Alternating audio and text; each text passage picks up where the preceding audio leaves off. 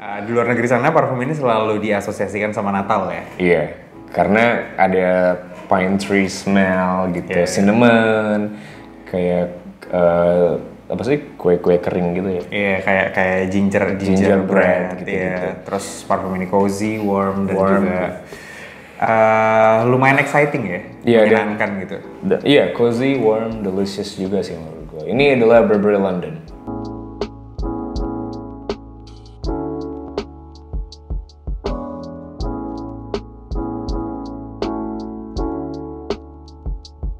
Burberry London ini rilisnya sebenarnya tahun 2006. Yeah. Tapi it feels like ini rilis itu jauh di bawah 2006. Okay. Rasanya seperti 90-an. Yes. Karena nostalgic feelingnya. Gue ngerti kenapa ini dijadiin parfum yang cocok dipakai di bulan Desember atau festive season.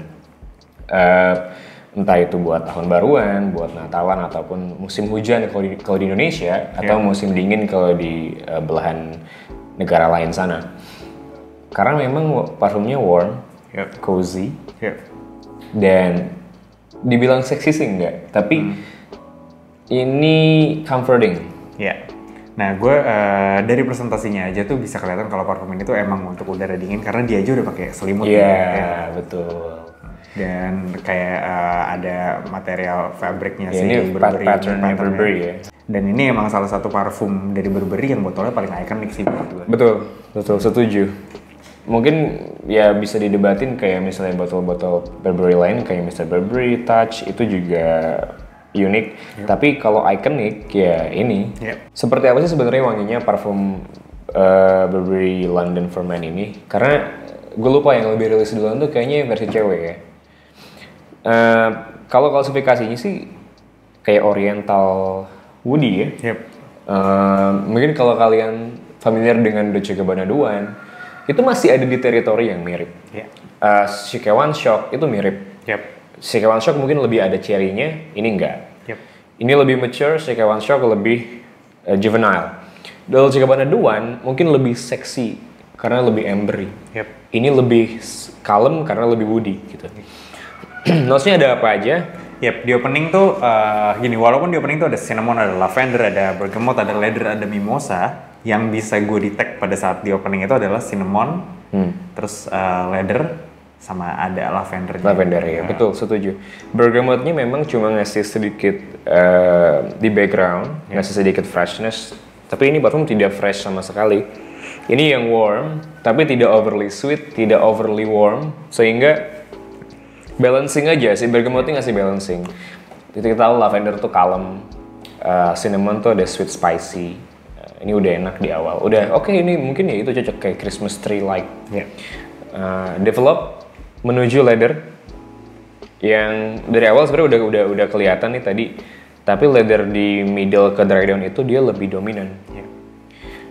Bunga-bungaannya ada mimosa. Mimosa tuh kayak sweet powdery flower yang ada nuansa green leathernya juga. Yes, jadi sebenarnya emang di sini kecium leathernya itu emang ngeblend sama mimosa ya, kayak gentle banget gitu loh. Betul. Nah itu bahkan lo tau kan Aaron Terran Hughes yang dari UK, yang tatoan itu, perfumer indie itu, dia ketika dikasih blind sniff sama Fragmental, dia bilang ini quality-nya lumayan, tapi ini designer gitu.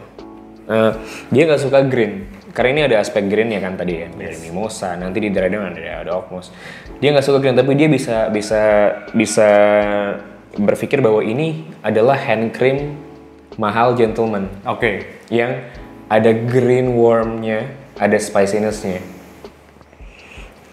Iya, gue setuju sih. Kayak dia kecium emang gini. Kayak greenness-nya itu in the background, greenness-nya tuh kerasa dan ada sedikit apa ya? Kayak ada sedikit freshness-nya, terus ada powdery quality-nya. Itu tadi lavender, bergamot jarang sama mimosa dan okmos jarang banget ada di parfum yang sweet kan. Tapi dia bisa ngeblend itu semua dengan baik. Yang awalnya gue dulu ngelihat ini, terus lihat notes-nya gue kayak skeptis. Ini bakal sweet kayak 1 Million atau Sari Cinnamon kan.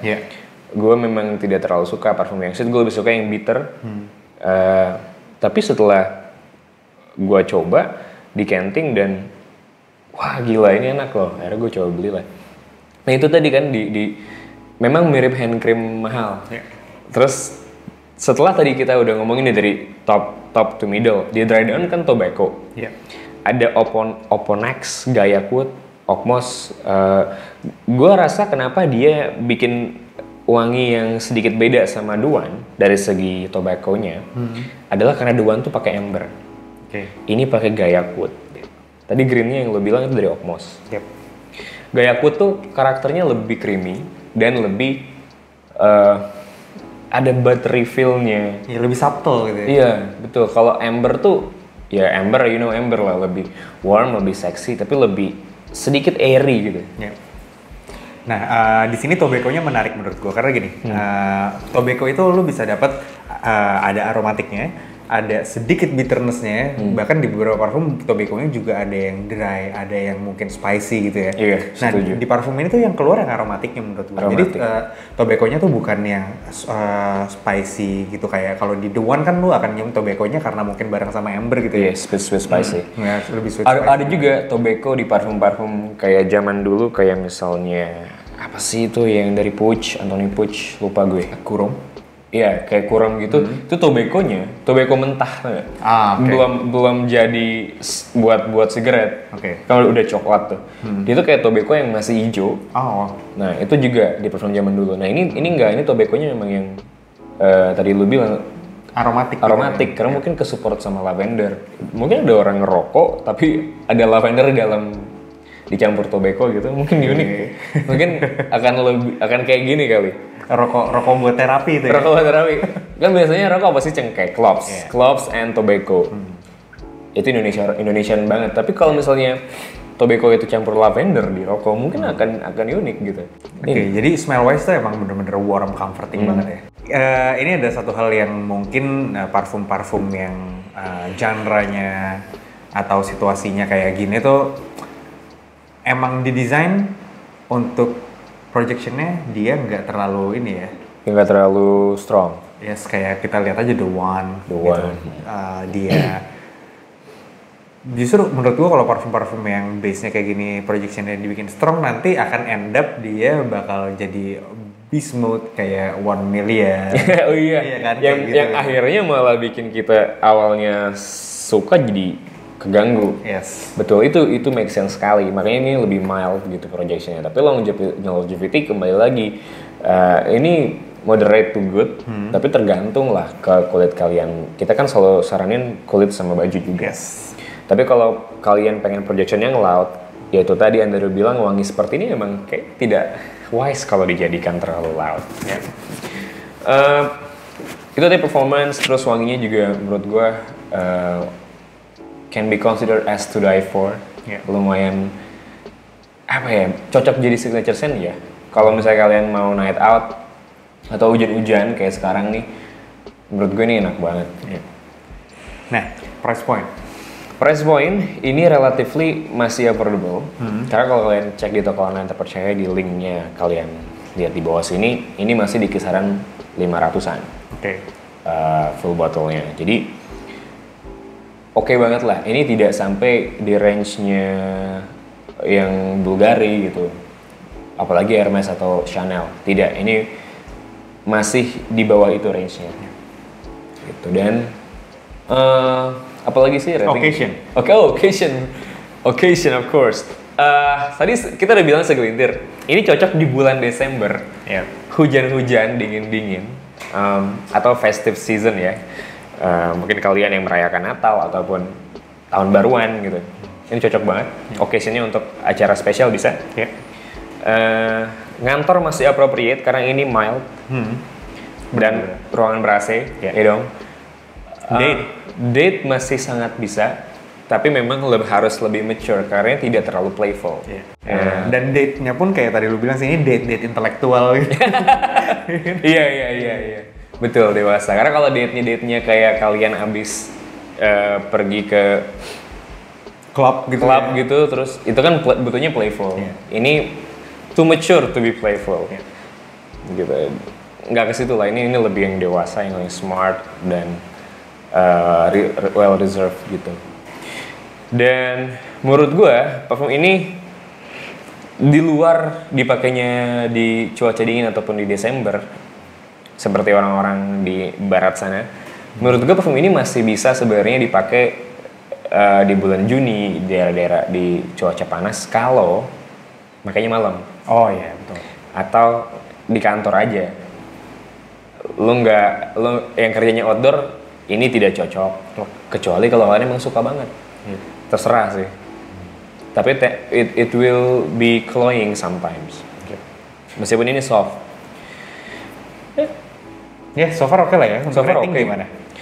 Gua sih gua suka banget. Jadi dengan menurut gue performance-nya relatively bagus, untuk projection-nya cocok lah dengan scent profile seperti ini. Dia tidak terlalu sweet. Gue akan kasih 9. Oke. Gue juga cukup respect sama Burberry London karena kita tahu ini parfum sebenarnya legend banget nggak sih? Legend banget. Iya, kan? Menggambarkan London seharusnya ya. Iya. Kan London dingin dan ya warm, cozy, lu minum teh gitu. Iya. Walaupun menurut gue parfum ini harusnya harganya, kadang ada yang jual F-Star tuh 300.000 gitu ya, 350.000. Menurut gue parfum ini harganya harusnya sedikit lebih di atas. Cuman ya nggak apa-apa, itu menguntungkan kita juga nggak sih, lebih murah. Iya. Gue bisa kasih parfum ini 8,5. Iya. 8,5. It's great. Kita recap lagi wanginya. Di awal ada freshness buat ngebalancing si sweet spicy cinnamon dengan aromatic lavender. Nice banget. Develop ke leather dan mimosa yang mana itu masculine, slightly powdery green in the background dari oak moss. Lalu tobacco yang jadi main player juga di sini ngasih aromatic spicy masculinity, dan dia tidak overly masculine, tidak overly strong, tidak overly sweet, dan blendnya menurut gue cukup smooth. Mungkin kenapa ya gue kasih high marks.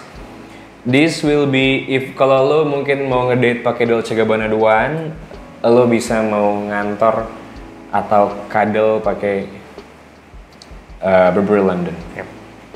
Gitu. Keren. Thank you so much for watching. Selamat menikmati bulan Desember. Dan ini bisa jadi konsiderasi kalian mungkin buat pakai parfum apa di musim hujan. Thank you, and sampai ketemu lagi di episode berikutnya.